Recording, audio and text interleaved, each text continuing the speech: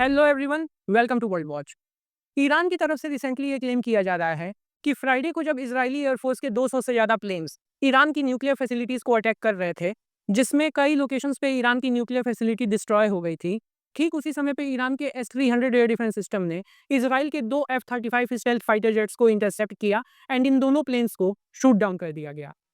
Iran के army public relation office की तरफ से एक डिटेल्ड स्टेटमेंट जारी की गई, जिसमें बताया गया कि नतांज न्यूक्लियर फैसिलिटी के ऊपर जब इसराइल के 2 F-35 जेट्स अटैक कर रहे थे, ठीक उसी समय पे वहाँ एक S-300 air defence system diploid था, जिसने इन दोनों प्लेन्स को इंटरसेप्ट किया एंड इन दोनों प्लेन्स को शूट डाउन कर दिया गया। इन दोनों प्लेन्स के पायलट्स अभी भी मिसिंग हैं एंड इनको अभी ढूंढा जा रहा है। मुझे ये कहना पड़ेगा कि इन प्लेन्स के अलावा अभी तक ईरान की तरफ से ना तो कोई फोटो पोस्ट की गई है, ना ही इन प्लेन्स का रैकेज कहीं पे मिला है। हालांकि पायलट्स को लेकर के ईरान की सरकार की मीडिया एजेंसी तस्नीम ने कुछ और ही क्लेम किया है। तस्नीम एजेंसी ने रिसेंटली ये क्लेम किया कि इन दोनों में से एक पायलट, जो कि एक विमेन है, इनको कैप्चर कर लिया गया है एंड ये अभी ईरान की कस्टडी में है। एंड न्यू दिल्ली स्थित ईरान की एम्बेसी ने भी रिसेंटली अपने ऑफिशियल एक्स हैंडल पे इसी क्लेम से रिलेटेड एक पोस्ट किया था, जिसमें इन्होंने बताया कि ईरान ने इजराइल के 2 F-35 स्टेल्थ फाइटर जेट्स को शूट डाउन कर दिया है। एंड अब इन क्लेम्स को लेके इजराइल का भी रिप्लाई आ गया है। इजरायली डिफेंस फोर्सेस ने इन सभी क्लेम्स को फैब्रिकेटेड बताया है। आईडीएफ की तरफ से कहा गया है कि ईरान अपने मन से ये सारी बातें कह रहा है, यहाँ पे कोई प्लेन शूट डाउन नहीं किया गया है एंड किसी F-35 के गिराए जाने का तो यहाँ सवाल ही नहीं उठता।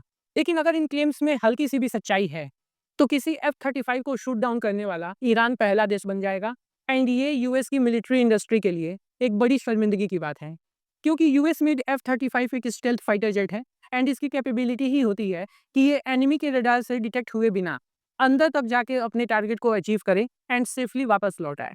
एंड अगर ईरान ने यहाँ पे S-300 जैसे पुराने सिस्टम से एक F-35 को हिट किया है, सो ये F-35 के कैपेबिलिटीज पे बड़े सवाल उठाता है। बट अगर एक एनालिटिकल पर्सपेक्टिव से ईरान के इस क्लेम को देखा जाए, तो ये पॉसिबल नहीं लगता कि S-300 जैसी पुरानी टेक्नोलॉजी से एक 5th generation stealth fighter jet को शूट डाउन किया जाए। S-300 एक Russian made air defence system है, जिसे 1978 में तैयार किया गया था एंड इसके बाद रशिया ने खुद S-400 एयर डिफेंस सिस्टम तैयार किया है, क्योंकि ऑब्वियसली S-300 की कैपेबिलिटी उतनी नहीं होगी एंड इतनी पुरानी टेक्नोलॉजी के साथ एक स्टेल्थ फाइटर जेट को शूट डाउन कर देना, एंड वो भी F-35 जिसने कई बार अपनी डोमिनेंस प्रूफ की है, ये पॉसिबल नहीं लगता। एंड अभी तक ईरान ने बस क्लेम किया है। ईरान ने ना तो इससे रिलेटेड कोई वीडियो पोस्ट की है, ना ही F-35 का मलबा रैकेज इन्होंने दुनिया के सामने रखा है। सो जब तक ईरान यहाँ पे कोई प्रूफ नहीं देता है, ये कहना बहुत मुश्किल होगा कि ईरान ने वाकई में यहाँ पे किसी F-35 को शूट डाउन किया है। क्योंकि अगर वाकई में यहाँ पे कोई F-35 गिरता, तो अभी तक चाइना एंड रशिया की तरफ से इससे रिलेटेड क्लेम्स आ गए होते। अभी तक रशिया एंड चाइना ने यहाँ पे कोई क्लेम नहीं किया है। मे बी फ्यूचर में कोई क्लेम आ जाए, तब उस पे बात करेंगे। लेकिन अभी ऐसा लगता है कि ईरान ने यहाँ पे एक फॉल्स क्लेम किया है, क्योंकि ये यूएस के रेपुटेशन का सवाल है। यूएस F-35 ना सिर्फ अपने यूरोपियन एलाइज को, बल्कि इंडिया को भी बेचना चाहता है। हालांकि इंडिया ने अभी यहाँ पे कोई पॉजिटिव आंसर दिया नहीं है एंड मोस्ट प्रोबेबली हम रशियन मेड Su-57 परचेज करेंगे। लेकिन फिर भी यूएस यहाँ पे अपनी पूरी कोशिश करेगा एंड इस केस में अगर कोई F-35 गिर जाता है, तब ये डील काफ़ी कमज़ोर हो जाएगी। So this is the end of the video. कोई भी फर्दर अपडेट आती है तो I will make an updated video for you all. तब तक के लिए do like, share and subscribe to World watch.